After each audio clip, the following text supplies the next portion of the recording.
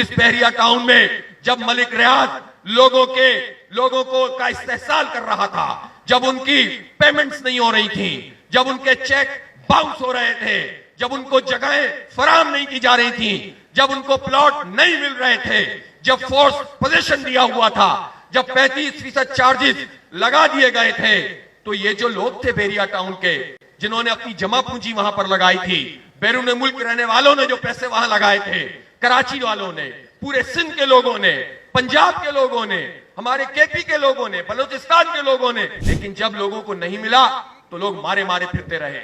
لوگ ادھر جاتے تھے اور ادھر جاتے تھے. لوگ ایم کیو ایم کے 9-0 پہنچتے تھے، وہاں سے کہتے تھے نہیں اس کام میں ہاتھ نہیں ڈالیں گے.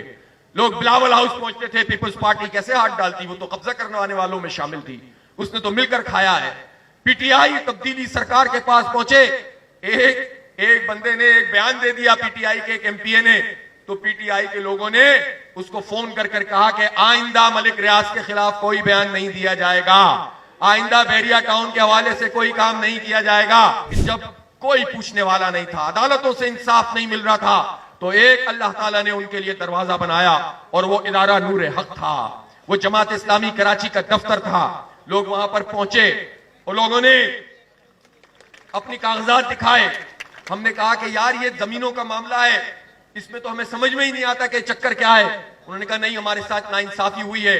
ہم نے کہا حکومت کے پاس جاؤ، ان پارٹیوں کے پاس جاؤ. لوگوں نے کہا کہ کوئی ہماری بات سننے کے لیے تیار نہیں، ہم جماعت اسلامی کے پاس آئے ہیں.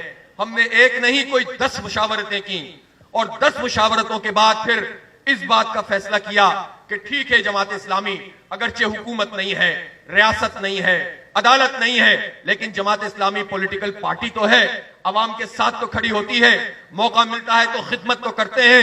کورونا میں جب کوئی نہیں ہوتا تو جماعت کا ورکر نکلتا ہے، جب کوئی سیلاب میں سامنے نہیں آتا تو جماعت اسلامی کا خدمت گار آگے بڑھتا ہے، اس کا رضاکار لوگوں کو سنبھالتا ہے. بارش میں جب ڈوبنے لگتے ہیں تو یہ تو دبک کے بیٹھی ہوئی پارٹیاں ہوتی ہیں، جماعت کا کارکن ہوتا ہے جو یہ بھی نہیں دیکھتا کہ کتنا گہرا پانی ہے، چھلانگ مار کر لوگوں کو نکالتے ہیں، نالوں کے اندر تیر جاتے ہیں. تو ایسے جالے، ایسے لوگ، ایسے ہمارے جو ہے وہ زبردست قسم کے لوگ جب جماعت اسلامی کے ساتھ ہیں تو ہم کیسے ان ہزاروں لاکھوں لوگوں کو چھوڑ سکتے ہیں. اس لیے ہم نے ان کی آواز اٹھائی. جب آواز اٹھائی تو جس طرح سب سے رابطہ ہوتا ہے ہم سے بھی رابطہ ہوا، لیکن ہم نے کہا کہ نہیں آپ مسئلہ حل کریں. ہم سے کہا گیا آپ اپنے کیسز بھیج دیجئے، مسئلہ حل ہو جائے گا. ہم نے کہا ہمارے کیسز کا مسئلہ نہیں ہے، مسئلہ کراچی کے لوگوں کا ہے، مسئلہ اس میں انویسٹمنٹ کرنے والے تمام لوگوں کا ہے. اور پھر یہ ہوا کہ ان کو مجبور ہونا پڑا، ہم سے ایگریمنٹ انہوں نے کیا ہے، اور اس ایگریمنٹ کی یہ لیگل حیثیت ہے کہ اس ایگریمنٹ کو لے کر ہم پاکستان کی کسی بھی عدالت میں جا سکتے ہیں. اس کی کلوز میں یہ بات موجود ہے. ہم نے پھر لوگوں سے مشورہ کیا کہ دیکھو ایگریمنٹ بھی ہو گیا ہے، کمیٹی بھی بن گئی ہے، کچھ لوگوں کو ریلیف بھی مل گیا ہے، لیکن ہمیں ملک ریاض صاحب کی طرف سے وہ تعاون نہیں مل رہا کہ لوگوں کے مسئلے حل ہوں. ہم اس کو چھوڑ دیتے ہیں، آپ اپنی مرضی سے FIR کٹوائیں اور ہم بھی آپ کے ساتھ شامل ہو جائیں گے. لوگوں نے کہا کہ نہیں ہمیں ریلیف ملا ہے، 35% کا جو ہم پر تلوار لٹکی تھی وہ ہٹی ہے، فورس پوزیشن کی جو بات تھی وہ موجود نہیں ہے، اور چیک بھی اب ملنا شروع ہوئے.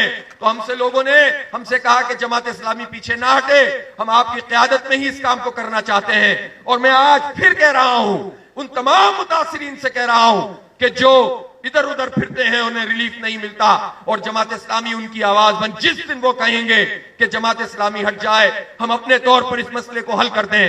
ہمیں کوئی شوق نہیں ہے، لیکن میں یہ سمجھتا ہوں کہ ہم بتا دینا چاہتے ہیں کہ کراچی کوئی چراگاہ نہیں ہے کہ جو چاہے آئے قبضہ کرے اور اپنی جاگیریں بنائے اور لوگوں کو دھوکہ دے اور چلا جائے. ملک ریاض صاحب آپ کو ایک ایک بندے کا مسئلہ حل کرنا پڑے گا، اور ایک ایک زمین کے پیسے ادا کرنے پڑیں گے، ناجائز قبضے کو ختم کرنا پڑے گا، اور جتنے چیکس ہیں ان کو آنر کرنا پڑے گا.